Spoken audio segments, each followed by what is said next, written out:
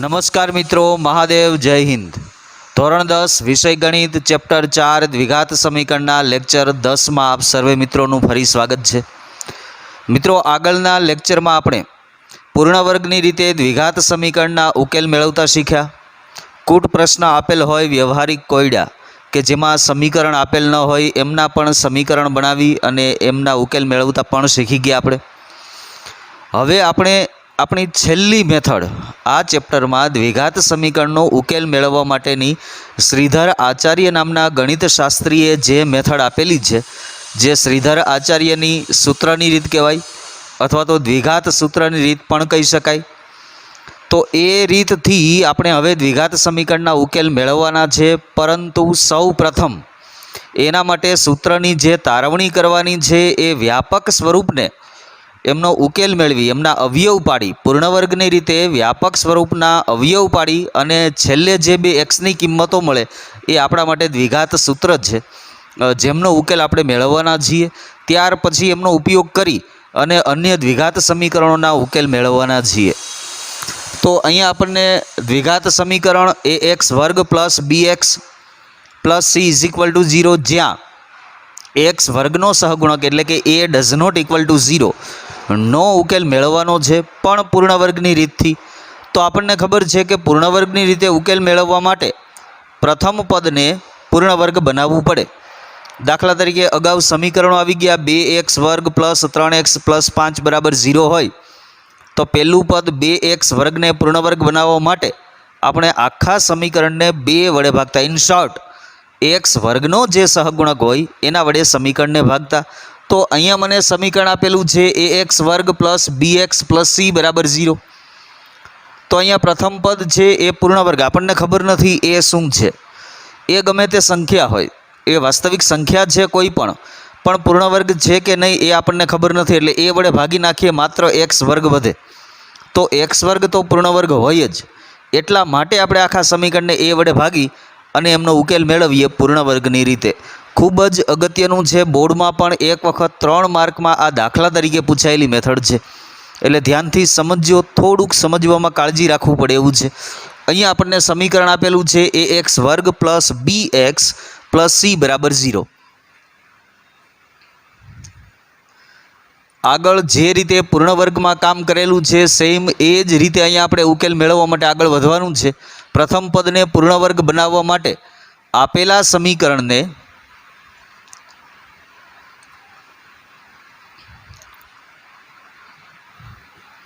ए वडे भागता। ए वडे भागीए एटले प्रत्येक पद ने ए वडे भागवानुं थाय। पेला पद ने तमे ए वडे भागो एटले ए अंश अने छेदमांथी केन्सल थाय, वधे मात्र एक्स वर्ग।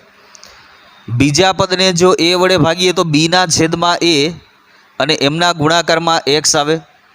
ए ज रीते त्रीजा पद ने ए वडे भागीए एटले c upon a is equal to 0।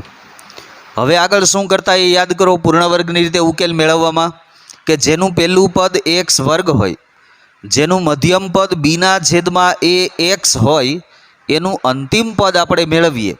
ए अंतिम पद मळी गया पछी अंतिम पद उमेरवानुं छे, ए ज अंतिम पद बाद करवानुं छे। पछी पेला 3 पद ने पूर्णवर्ग बहुपदी तरीके लई अने उकेल मेळवવાનો छे। तो अंतिम पद मेळवीए के अंतिम पद बराबर मध्यम पदनो वर्ग छेदमां 4 गुणिया प्रथम पद। अहींया मध्यम पद छे बी अपॉन ए एक्स एमनो वर्ग एना छेदमां आ 4 गुणिया प्रथम पद छे एक्स वर्ग। अंश में वर्ग करिए तो बी नो वर्ग एक्स नो वर्ग अने आ ए छे अंश नो छेद छे एटले ई छेदमां लखी शकाय। तो छेदमां जे छे ए तो लखवानुं ज 4, पछी ए वर्ग एटले ए छेदमां आवशे अने एना गुणाकार में एक्स वर्ग। आ अंश अने छेदमांथी एक्स वर्ग केन्सल, तो अहींया वधे बी स्क्वेर एना छेदमां 4 ए वर्ग। आ मळ्युं आपणने अंतिम पद। कोनु अंतिम पद કે જેનું પ્રથમ પદ એક્સ વર્ગ, જેનું મધ્યમ પદ બીના છેદમાં એ ઇન્ટુ એક્સ, એ બહુપદીનું અંતિમ પદ બી વર્ગના છેદમાં 4a વર્ગ. હવે અવયવ પાડવા માટે આ અંતિમ પદ અહીંયા ઉમેરીએ અને એ જ બાદ કરીએ કે જેથી સમીકરણ એનું એ જ જળવાય. બહુપદી આ એ વડે ભાગ્યા પછીની જે મળેલ છે સમીકરણ, એ જ સમીકરણ આપણે લખવાનું થાય. એટલે કે એક્સ વર્ગ પ્લસ બીના છેદમાં એ એક્સ પ્લસ સીના છેદમાં એ બરાબર 0. આનું અંતિમ પદ ઉમેરીએ તો માટે એક્સ વર્ગ પ્લસ બીના છેદમાં એ એક્સ, આ પેલું પદ અને મધ્યમ પદ એમનું એમ. હવે ખાસ ધ્યાનથી સમજજો મિત્રો, બી સ્ક્વેર અપોન 4a સ્ક્વેર આ અંતિમ પદ હું ઉમેરું છું અને આનું આ અંતિમ પદ બાદ કરીએ તો ઉપર જે હતું એનું એ જ સમીકરણ આપણને મળે. કારણ કે ઉમેરા એટલા ને એટલા બાદ કર્યા છે અને અંતિમ પદ જે હતું એનું એ જ દર્શાવીએ તો plus C upon A is equal two 0. હવે આ પહેલાં ત્રણ પદ સાથે લઈ લઈએ તો એક પૂર્ણવર્ગ બહુપદી આપણને મળે અને છેલ્લા બે પદનું સાદુરૂપ આપી દઈએ તો પહેલાં ત્રણ પદથી જે પૂર્ણવર્ગ બહુપદી બની એમના અવયવ પાડવા હોય તો કૌંસમાં પહેલાં પદનું વર્ગમૂળ એટલે એક્સ, મધ્યમ પદની નિશાની પ્લસ અને છેલ્લા પદનું વર્ગમૂળ એટલે બી વર્ગ એમનું વર્ગમૂળ બી એના છેદમાં 4નું વર્ગમૂળ 2 એ સ્ક્વેરનું વર્ગમૂળ એ કૌંસ પૂરો એનો વર્ગ માઇનસ આ બંને પદને જો સાથે લઈએ અને આગળ માઇનસની નિશાની હોય તો અંદર નિશાની ચેન્જ થાય. આ બી સ્ક્વેર અપોન 4a સ્ક્વેર એમના એમ, આ minus plus minus C upon A is equal two 0. હવે યાદ કરો કે એ સ્ક્વેર માઇનસ બી સ્ક્વેર, આ પહેલું પદ એટલે એ સ્ક્વેર એ તો વર્ગ સ્વરૂપે છે જ, આ બીજું પદ જે છે એ વર્ગ સ્વરૂપે નથી, એને વર્ગ સ્વરૂપે આપણે લઈ આવવું પડે તો જ એ સ્ક્વેર માઇનસ બી સ્ક્વેર જેના અવયવ આપણે એ માઇનસ બી અને એ પ્લસ બી પાડી શકીએ. એ પહેલાં પણ જો આનું સાદુરૂપ આપી શકાય એમ હોય તો આપીએ, એના માટે આપણે લસા લેવો પડે. જો લસા લઈએ તો આ પહેલું પદ એમનું એમ એક્સ પ્લસ બીના છેદમાં 2a એનો વર્ગ માઇનસ, હવે આ બેની બાદબાકી કરવા માટે લસા લેવો પડે, બેયના છેદ ઉપર નજર ફેરવીએ તો અહીંયા 4a વર્ગ અને આના છેદમાં માત્ર a, તો બેયનો લસા થાય 4a વર્ગ, આ લેખા 4a વર્ગ. આ પહેલા પદના છેદમાં તો 4a સ્ક્વેર છે જ એટલે ગુણવાની જરૂરિયાત નથી. બીજા પદના છેદમાં માત્ર a હોય એટલે 4a વડે ગુણવા પડે, એ તો છે જ એક a છે એટલે માત્ર 4a વડે ગુણો તો આ c અહીંયા હોય અંશને પણ 4a વડે ગુણવા પડે એટલે 4ac આના બરાબર 0. હવે આને જો વર્ગ સ્વરૂપે લખવું હોય તો આપણે વાત કરી ગયા અગાઉ પણ કે એવી સંખ્યાઓ આવે દાખલા તરીકે 3/5 એવું આવ્યું હોય તો એને વર્ગ સ્વરૂપે લખવું હોય તો આપણે શું કરતા હતા તો કે 3 અને 5 બેયનું વર્ગમૂળ લઈ લેવાનું અને એનો વર્ગ કરી નાખવાનો. તો સેમ અહીંયા પણ એ જ પરિસ્થિતિ થાય કે આ સંખ્યા તો નથી, કોઈ અજ્ઞાત છે, એનું વર્ગમૂળ કેમ લેવું, તો એને વર્ગમૂળની ટોપી પહેરાવી દો અને એમનો વર્ગ કરો. છેદમાં 4નું વર્ગમૂળ તો નીકળે 2 અને એ સ્ક્વેરનું વર્ગમૂળ એ થાય એટલે છેદનું વર્ગમૂળ નીકળી શકે એમ છે, અંશનું વર્ગમૂળ નીકળે એમ નથી, તો એમને વર્ગમૂળની અંદર દર્શાવીએ.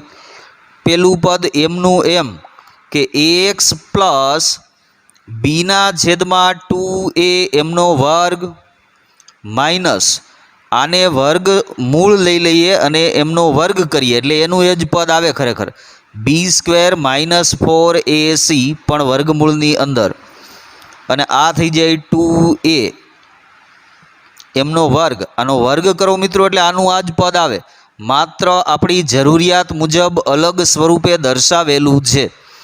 હવે આપણી પાસે આ a ગણાય એટલે કે a વર્ગ અને આ બી એટલે બી સ્ક્વેર, એ સ્ક્વેર માઇનસ બી સ્ક્વેર અવયવ પાડીએ તો પહેલી વખતે ધારો કે માઇનસ લઈએ તો આ a પહેલા પદનું વર્ગમૂળ એટલે માત્ર ઉપરથી વર્ગ દૂર થાય, એક્સ પ્લસ બીના છેદમાં 2a માઇનસ વર્ગમૂળમાં બી સ્ક્વેર માઇનસ 4ac એના છેદમાં 2a. આ બીજા પદનું વર્ગમૂળ માત્ર ઉપરથી વર્ગ દૂર પહેલી વખતે માઇનસ લીધા તો બીજા અવયવની અંદર પ્લસ લઈએ. પહેલા પદનું વર્ગમૂળ ax પ્લસ બીના છેદમાં 2a. હવે માઇનસ લીધા હતા તો બીજી વખતે પ્લસ લઈએ. વર્ગમૂળમાં બી સ્ક્વેર માઇનસ 4ac એના છેદમાં 2a કૌંસ પૂરો એના બરાબર 0. હવે બે સંખ્યાઓ, આ પહેલી સંખ્યા પહેલા કૌંસમાં, બીજા કૌંસમાં બીજી સંખ્યા, બે સંખ્યાનો ગુણાકાર 0 એનો અર્થ એમ થાય કાં તો આના બરાબર 0 અથવા તો આના બરાબર 0. જો બંને બરાબર તમે 0 દર્શાવો તો ax પ્લસ બીના છેદમાં 2a માઇનસ વર્ગમૂળમાં બી square minus 4ac upon 2a આના બરાબર 0 અથવા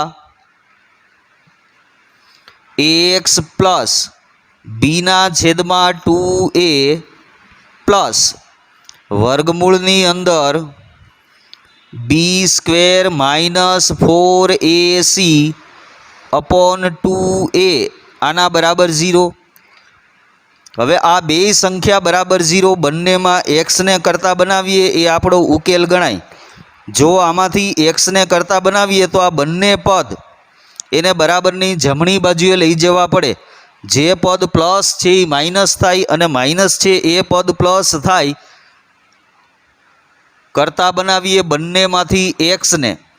જો આ પહેલા પદમાંથી એક્સને કરતા બનાવીએ તો આવી પરિસ્થિતિ આવે કે ax ઇઝ ઇક્વલ ટુ આ પહેલું પદ પહેલી બાજુએ લઈ જઈએ એટલે પ્લસમાંથી માઇનસ એટલે કે માઇનસ બી અપોન 2a અને આ માઇનસવાળું પદ એ જમણી બાજુ આવે એટલે એ પ્લસ થવાનું પ્લસ વર્ગમૂળમાં બી સ્ક્વેર માઇનસ 4ac એના છેદમાં 2a. આ જ રીતે તમે બીજા પદમાંથી જો એક્સને કરતા બનાવો અહીંયાથી તો એક્સ બરાબર આ માઇનસવાળું પ્લસવાળું પદ છે પહેલી બાજુએ માઇનસ, આ પણ પ્લસવાળું પદ છે આ બાજુએ જાય તો એ પણ માઇનસ થવાનું એટલે બંને માઇનસ.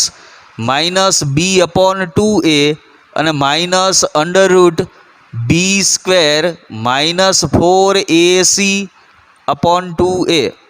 હવે જો આ બંને સંખ્યાઓ જે છે એ સમછેદી છે બેયના છેદમાં 2a એટલે એમના તમે સરવાળા કે બાદબાકી કરી શકવાના છો. જો આના ઉપરથી આપણે દર્શાવીએ તો માટે ax બરાબર આ સમછેદી એમનો લસા જો આપણે 2a લઈ લઈએ તો અંશમાં થાય પહેલું પદ માઇનસ બી પ્લસ બીજું પદ છે under root b square minus 4ac એટલે આ એક્સની પહેલી કિંમત આપણને મળી. એ જ રીતે જો તમે બીજામાંથી કરતા બનાવશો તો ax ઇઝ ઇક્વલ ટુ આ બેયના છેદ તો સમાન જ છે એટલે એ આવશે 2a. અંશમાં જુઓ તો માઇનસ બી minus under root b square minus 4ac આ એક્સની બીજી કિંમત જે દ્વિઘાત સૂત્ર તરીકે ઓળખાય છે. આ બંને કિંમતો આ જ બંનેનો ઉપયોગ કરી અને હવે પછી આપણે દ્વિઘાત સૂત્રની રીતે દ્વિઘાત સમીકરણના ઉકેલ મેળવવાના છીએ. ખૂબ સરળ વાત છે મિત્રો. શું કામ કરવાનું થાય એ સમજી લ્યો. હવે આપણને કોઈ પણ ખાસ ધ્યાનથી સમજજો, આપણને કોઈ પણ દ્વિઘાત સમીકરણ આપેલું છે અને એ દ્વિઘાત સમીકરણનો ઉકેલ દ્વિઘાત સૂત્રની રીતે હવે પછી જો મેળવવો હોય તો આપણું કામ કે દ્વિઘાત સમીકરણને સર્વપ્રથમ તમારે વ્યાપક સ્વરૂપ સાથે સરખાવવા પડે. વ્યાપક સ્વરૂપ સાથે તમે સરખાવો એટલે તમને ત્રણ કિંમતો મળે a, b અને c. આ ત્રણેય કિંમતની જ આપણે આ બંને સ્વરૂપમાં જરૂરિયાત છે. અહીંયા a, b અને c ત્રણની કિંમતોની જરૂરિયાત છે. એ બધી જ કિંમતોને ત્યાં મૂકી દઈએ અને સાદુરૂપ આપીએ એટલે સીધા આપણને બે બીજ મળે. પણ સીધા આ એક્સની કિંમતોમાં જે કાંઈ આંકડાઓ આવે એ મૂકવાના બદલે સર્વપ્રથમ આપણે આ જે વર્ગમૂળની અંદર દર્શાવેલું છે વર્ગમૂળમાં b² - 4ac જેની જરૂરિયાત બંનેમાં હોય એની કિંમત આપણે પહેલાં મેળવી લેશું. એ કિંમત પહેલાં મેળવી લઈએ ત્યાર પછી એ કિંમત આમાં મૂકવાના છીએ એટલે સીધો ઉકેલ મળવાનો છે. b² - 4ac એને શ્રીધર આચાર્યએ વિવેચક પણ કીધેલો છે. વિવેચક એનો અર્થ એવો થાય મિત્રો કે વિવેચક ઉપરથી દ્વિઘાત સમીકરણના બીજ કેવા પ્રકારના હોય એ નક્કી થવાનું છે.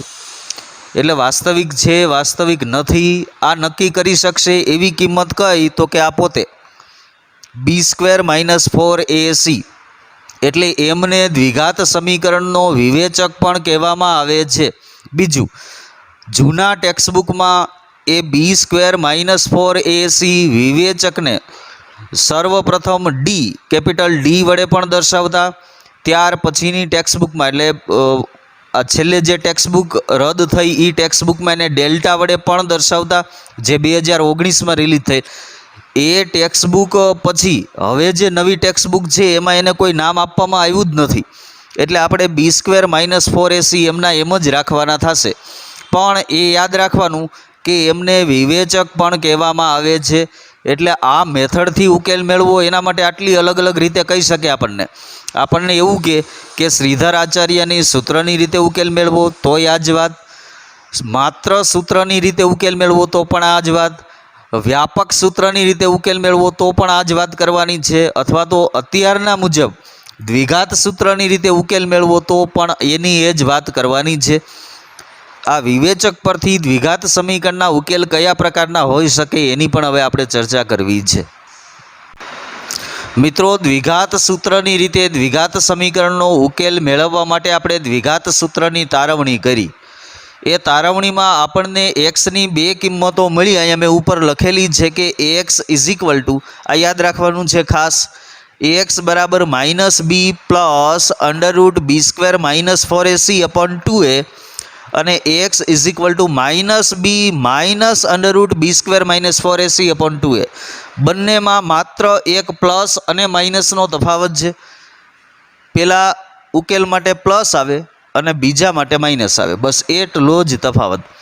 પણ હવે જે આપણે દાખલાઓ ગણવાની શરૂઆત કરીએ એ પહેલાં દ્વિઘાત સમીકરણના બીજ કેવા પ્રકારના હોય કઈ રીતે મળી શકે એની થોડીક સમજણ મેળવી લઈએ ત્યાર પછી દાખલાઓ ઉપર જઈએ. અહીંયા સૌથી મહત્ત્વની વસ્તુ એ છે કે દ્વિઘાત સમીકરણના બીજ કેવા પ્રકારના હોય એ આ કિંમત ઉપરથી આપણને ખબર પડવાની કે જેમને મેં વિવેચક પણ કીધો. દ્વિઘાત સમીકરણનો વિવેચક એટલા માટે ફરીવાર કારણ કે એ નક્કી કરશે કે દ્વિઘાત સમીકરણના બીજ કેવા પ્રકારના મળવાના છે, વાસ્તવિક મળશે કે વાસ્તવિક નહીં મળે એ નક્કી કરશે એટલા માટે. તો અહીંયા મેં 3 ઉદાહરણો પહેલાં આપ્યા છે. ઉદાહરણ સાથે બહુ બારીકાઈથી સમજીએ પણ કોન્સન્ટ્રેટ માઇન્ડ સાથે અહીંયા ધ્યાન આપશું આપણે. આ જે 3 સમીકરણો દ્વિઘાત આપેલા છે આપણને એ 3નો ઉકેલ મેળવવો છે અને એ પણ દ્વિઘાત સૂત્રથી. અને આપણે એ સાથે સાથે નક્કી કરવું છે કે એ દ્વિઘાત સમીકરણના ઉકેલ કેવા પ્રકારના હોય. આ બંને પ્રશ્નો આપણને પૂછાઈ શકે કે માત્ર સમીકરણ આપ્યું છે આવું અને આપણને પૂછે કે આ દ્વિઘાત સમીકરણનો ઉકેલ કેવા પ્રકારનો હશે, વાસ્તવિક હોય કે ન હોય, ભિન્ન હોય, સમાન હોય કે અલગ અલગ આવશે, વાસ્તવિક આવશે, વાસ્તવિક નહીં આવે. તો એ પણ આપણને આ કિંમત ઉપરથી ખબર પડવાની છે. અને મળે એમ હોય વાસ્તવિક તો પછી આમાં માત્ર કિંમતો મૂકવાની છે. અને એમાં કિંમતો મૂકવા માટે આપણી જરૂરિયાત A, B અને C એટલે કે પહેલું કામ આપણું ઉકેલ દ્વિઘાત સૂત્રથી ઉકેલ મેળવવા માટેનું પહેલું કામ કે જે તે દ્વિઘાત સમીકરણને તમારે વ્યાપક સ્વરૂપ એટલે કે ax² + bx + c બરાબર 0 સાથે સરખાવવાના. એટલે તમને 3 કિંમતો મળે A, B અને C. તો ત્યાંથી આપણે શરૂઆત કરીએ. ધ્યાન આપજો ખાસ. આપેલા દ્વિઘાત સમીકરણને આપણે વ્યાપક સ્વરૂપ કયું તો કે ax² + bx + c એના બરાબર 0. આની સાથે જો સરખાવીએ તો ax² સહગુણક એટલે a. તો અહીંયા પહેલા સમીકરણ માટે આપણને a બરાબર 3 મળવાના. એમ b બરાબર એટલે x નો સહગુણક જે છે નિશાની સહિત અહીંયા તો પ્લસ છે એટલે કોઈ પ્રશ્ન નથી. અને સી બરાબર 1 અચળ પદ. હવે એ બી અને સીની કિંમતો મળી પછી આપણે દર વખતે પહેલી કિંમત આ મેળવી લેવાની, પણ એ કૌંસની અંદર જે લખેલું છે વર્ગમૂળની અંદર એ લેવાનું. b² - 4ac જેને આપણે વિવેચક કહીએ છીએ, તો b² - 4ac આની કિંમત મેળવીએ. b² એટલે અહીંયા b બરાબર 5 હોય તો 5 નો વર્ગ -4, a બરાબર 3 અને સીની કિંમત 1. 5 નો વર્ગ 25 -4 3 12 અને 12 1 12. હવે 25 માંથી 12 બાદ કરીએ એટલે 13. એટલે કે b² - 4ac ની કિંમત તમને ધન મળી, 0 કરતાં મોટી સંખ્યા મળી. આ આપણા માટે બહુ મહત્વનું છે. હું જે હવે વાત કરવા માગું છું અહીંયા તમને b² - 4ac ની કિંમત સમીકરણ પ્રમાણે અલગ અલગ મળી શકવાની. કાં તો એ કિંમત તમને ધન સંખ્યા મળે, 0 કરતાં મોટી સંખ્યા મળે, કાં તો b² - 4ac વિવેચકની કિંમત બરાબર 0 મળે, જેમ અહીંયા 13 મળ્યા એમ બરાબર 0 પણ મળી શકે, અને કાં તો b² - 4ac વિવેચકની કિંમત 0 કરતાં નાની સંખ્યા એટલે કે ઋણ મળે. ધન મળે, 0 મળે અથવા તો ઋણ મળે, ત્રણમાંથી ગમે તે એક શક્યતા છે. હવે પ્રશ્ન એ થાય કે ધન મળે કે 0 મળે ત્યારે કોઈ પ્રશ્ન સર્જાવાનો નથી, પણ ઋણ મળે ત્યારે અઘરું થાય. શા માટે? હવે આપણને 13 b² - 4ac ની કિંમત 13 મળી. હવે ધ્યાન આપજો કે સૂત્રમાં તમે જ્યારે b² - 4ac ની કિંમત અહીંયા 13 લ્યો ત્યારે વર્ગમૂળમાં 13 એવું લખવાનું થાય. એટલે 13 તો ધન સંખ્યા છે અને ધન સંખ્યાનું તમે વર્ગમૂળ મેળવી શકવાના છો. એટલે તમને બંનેની કિંમતો મળશે, બંને એક્સની કિંમતો. કારણ કે b અને 2a એની કિંમત તો હોય જ આપણી પાસે, અહીંયા તૈયાર જ હોય. અને આ કિંમત આપણે b² - 4ac ની મેળવી લીધી, એ કિંમત ત્યાં મૂકી દઈએ એટલે ઉકેલ તો મળી ગયો. પણ ધન હોય ત્યારે વર્ગમૂળ નીકળી શકે, અથવા તો બરાબર 0 આવે ત્યારે તમે 0 લઈ લ્યો તો 0નું વર્ગમૂળ એ નીકળવાનું 0. પણ પ્રશ્ન ત્યારે સર્જાશે જ્યારે કિંમત ઋણ હોય. એ આગળ આવે ત્યારે વાત કરું. અહીંયા ધન કિંમત આપણને મળી. હવે જો મારે ઉકેલ મેળવવા હોય તો પેલા બંને સ્વરૂપમાં માત્ર કિંમતો મૂકવાની છે કે x બરાબર, આ પહેલો ઉકેલ, શેમાં કિંમત મૂકવાની તો કે -b પ્લસ, જો આ યાદ રાખવું પડે મિત્રો, આપેલ ન હોય ક્યાંય, b² - 4ac / 2a. આ બધી કિંમતો તમે મૂકી દો તો માઇનસ સાઇન તો છે જ, અને b બરાબર કેટલા 5 પ્લસ આ b² - 4ac એની કિંમત આપણે મેળવેલી છે 13, તો વર્ગમૂળમાં 13 એના છેદમાં 2 × a બરાબર એ મેળવેલા છે કેટલા 3. અહીંયા છેદમાં સાદુરૂપ આપી શકાય કે -5 પ્લસ વર્ગમૂળમાં 13 ના છેદમાં 3 2 6. આ એક્સની એક કિંમત મળી ગઈ, આ ઉકેલ મળી ગયો પહેલો. એ જ રીતે તમે બીજામાં કિંમત લઈ લેશો કે ax બરાબર બીજી કિંમત -b -√b² - 4ac એના છેદમાં 2a. તો -5 માઇનસ આ b² - 4ac ની કિંમત વર્ગમૂળમાં 13 અને a બરાબર 3. તો -5 માઇનસ વર્ગમૂળમાં 13 એના છેદમાં 3 2 6. આ એક્સની બીજી કિંમત મળી. તો આ બંને જે મળ્યા એ આપેલા દ્વિઘાત સમીકરણના બે ઉકેલ છે. આ સમીકરણના એક્સની આ બે કિંમતો માટે આ દ્વિઘાત સમીકરણનું સમાધાન થતું હોય. હવે આ આખી પ્રોસેસ ઉપરથી ઉકેલ મેળવવો એ મહત્વનું નહોતું. અહીંયા આપણે સમજવાનું એ છે કે જ્યારે b² - 4ac ની કિંમત 0 કરતાં મોટી સંખ્યા મળે એ વખતે તમને દ્વિઘાત સમીકરણના બે ભિન્ન ઉકેલ મળવાના છે. બે અલગ અલગ ઉકેલ મળે અને બંને વાસ્તવિક મળે. વર્ગમૂળમાં 13 એ વાસ્તવિક સંખ્યા છે, અસમય છે પણ વાસ્તવિક તો છે. તો ધન સંખ્યા હોય, વિવેચકની કિંમત ધન હોય, > 0 હોય ત્યારે તમને બે ભિન્ન અને વાસ્તવિક ઉકેલ મળવાના છે. અહીંયા જે સમીકરણ આપેલું છે એમને જો આપણે વ્યાપક સ્વરૂપ એટલે કે ax વર્ગ પ્લસ bx પ્લસ c બરાબર 0 સાથે ax વર્ગ plus 2x plus 1 is equal two 0 ને તમે સરખાવો તો અહીંયા a બરાબર x વર્ગનો સહગુણક 1 છે, b બરાબર x નો સહગુણક 2 છે અને c બરાબર 1 છે. હવે તમે વિવેચકની કિંમત મેળવો b સ્ક્વેર માઇનસ 4ac તો b સ્ક્વેર એટલે 2 નો વર્ગ માઇનસ 4a એટલે 1 અને c ની કિંમત પણ 1 તો b સ્ક્વેર એટલે 4 માઇનસ આ 4 1 4 4 1 4 4 માંથી 4 બાદ કરો 0. આ વખતે તમને વિવેચક b સ્ક્વેર માઇનસ 4ac ની કિંમત બરાબર 0 મળી. હવે પરિસ્થિતિ શું થાય કે તમે આમાં કિંમત મૂકશો એટલે આ b સ્ક્વેર માઇનસ 4ac બરાબર તો 0. હવે 0નું વર્ગમૂળ લ્યો તો કિંમત 0 જ આવે એટલે માઇનસ બી પ્લસ 0 ઉમેરવાના થયા.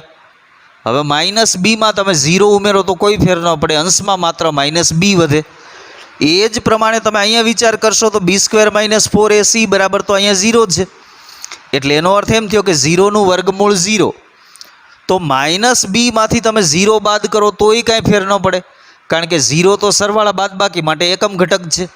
એ ઉમેરો તોય કાંઈ ફેર ન પડે, બાદ કરો તોય કાંઈ ફેર ન પડે. તો બંને વખતે અંશમાં આપણને માત્ર માઇનસ બી જ મળે. ક્યારે? જ્યારે વિવેચક બી સ્ક્વેર માઇનસ 4ac એની કિંમત 0 હોય તો એ વખતે આ કિંમત કઈ થઈ માત્ર તો કે માઇનસ બી અપોન 2a આ તો 0 જ છે. અહીંયા પણ માઇનસ બી અપોન 2a આ તો 0 જ છે.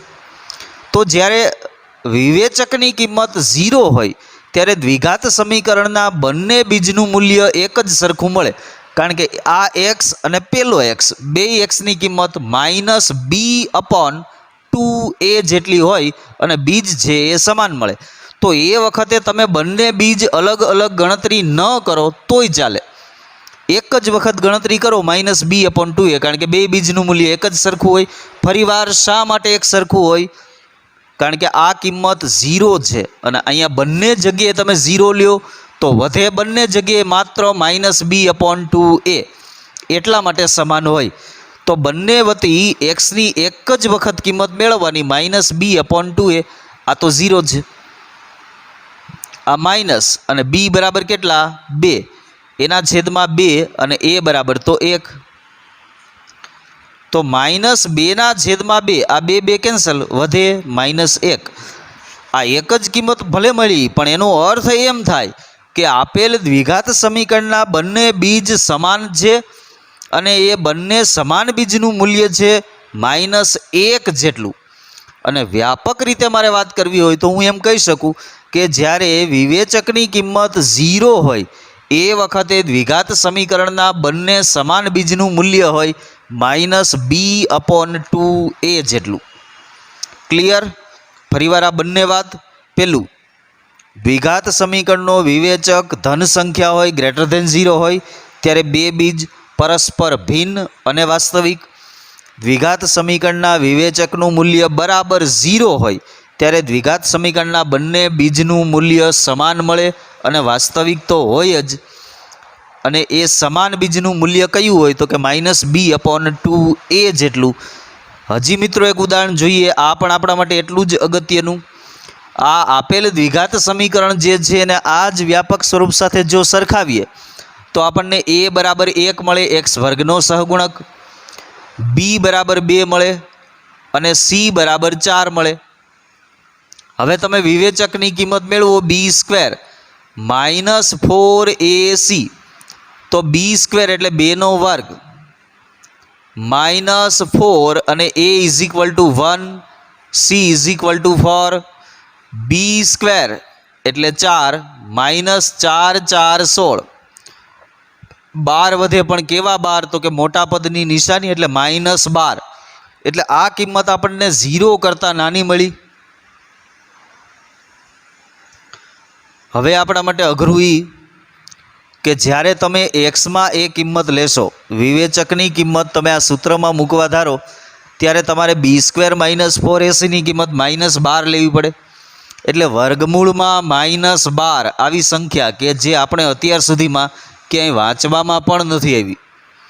એટલે માઇનસ સંખ્યાનું વર્ગમૂળ મેળવી શકીએ નહીં, અથવા તો માઇનસ સંખ્યાનું વાસ્તવિક વર્ગમૂળ અસ્તિત્વ ધરાવતું નથી એવી જે સંખ્યા મળે, આ જે મળવાનું છે એ આપણને ખરેખર પરિસ્થિતિ આવી સર્જાવાની છે કે ax બરાબર -b પ્લસ, હું એક જ કિંમત લઈ અને સમજાવું છું માત્ર, b² -4ac અપોન 2a. તો અહીંયા માઇનસ અને બીની કિંમત તો બરાબર 2 મૂકી દઈએ, પ્લસ હવે આ કિંમત જે મળી એ -12 આવે, એના છેદમાં 2 અને a = 1. આવું કંઈક સ્વરૂપ આપણને મળવાનું છે. હવે આ સ્વરૂપમાં આ જે મળ્યું એ આપણા માટે અલગ વસ્તુ છે. અત્યાર સુધી ક્યાંય ભણવામાં પણ નથી એવું કે માઇનસ સંખ્યાનું વર્ગમૂળ, તો માઇનસ સંખ્યાનું વર્ગમૂળ એ વાસ્તવિક સંખ્યા જ નથી. એનો અર્થ કે આ આખી સંખ્યા વાસ્તવિક નથી. હવે સંખ્યા જો વાસ્તવિક નથી એનો અર્થ એમ થાય કે જ્યારે તમને વિવેચક b² -4ac નું મૂલ્ય 0 કરતાં નાનું ઋણ સંખ્યા મળે એ વખતે એના વાસ્તવિક બીજનું અસ્તિત્વ નથી, એટલે એનો ઉકેલ જ મળી શકવાનો નથી આપણને. ફરીવાર મુખ્ય 3 બાબતો આવી, એ 3 બાબતો રિપીટ કરું છું. જ્યારે દ્વિઘાત સમીકરણ માટે વિવેચકનું મૂલ્ય >0, એ વખતે દ્વિઘાત સમીકરણને 2 ભિન્ન અને વાસ્તવિક બીજ મળવાના છે. દ્વિઘાત સમીકરણના વિવેચકનું મૂલ્ય બરાબર 0, એ વખતે દ્વિઘાત સમીકરણને 2 સમાન બીજ મળે અને સમાન બંને વાસ્તવિક જ હોય, અને એ સમાન બીજનું મૂલ્ય કેટલું હોય તો કે -b/2a જેટલું. અને જ્યારે દ્વિઘાત સમીકરણ માટે વિવેચક b² -4ac આનું મૂલ્ય <0, એટલે કે ઋણ સંખ્યા મળતી હોય, એ વખતે દ્વિઘાત સમીકરણના વાસ્તવિક બીજનું અસ્તિત્વ નથી. આ સંખ્યાને આગળ જાણ માટે જો આપણે જાણવું હોય તો એમ કહી શકાય કે આવી ઋણ સંખ્યાનું વર્ગમૂળ લઈએ તો એ સંખ્યાને વાસ્તવિક ન કહેવાય, પણ સંકર સંખ્યા કહેવાય, કેન્ટર સેટ, જે 5મા ગણ તરીકે આવે અને જે તમે અહીંયાથી આગળ ભણવા જાઓ ત્યારે ત્યાં એનો અભ્યાસ આવવાનો છે, જે વાસ્તવિક નથી. પણ એ આપણા સિલેબસ બહારની વાત છે એટલે એની કોઈ વધારે ચર્ચા કરતા નથી. આ 3 મુખ્ય બાબતો યાદ રાખશું. કઈ 3 બાબતો? ફરીવાર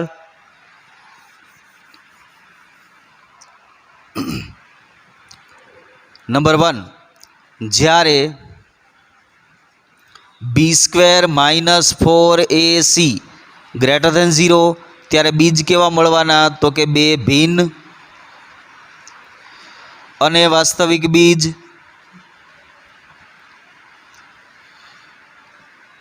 બીજું, જો b² -4ac એટલે કે વિવેચકની કિંમત બરાબર 0 ત્યારે 2 સમાન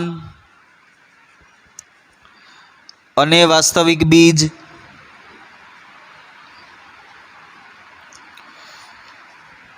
અને ત્રીજું, જ્યારે b² -4ac એની કિંમત 0 કરતાં નાની, એ વખતે એમના વાસ્તવિક બીજનું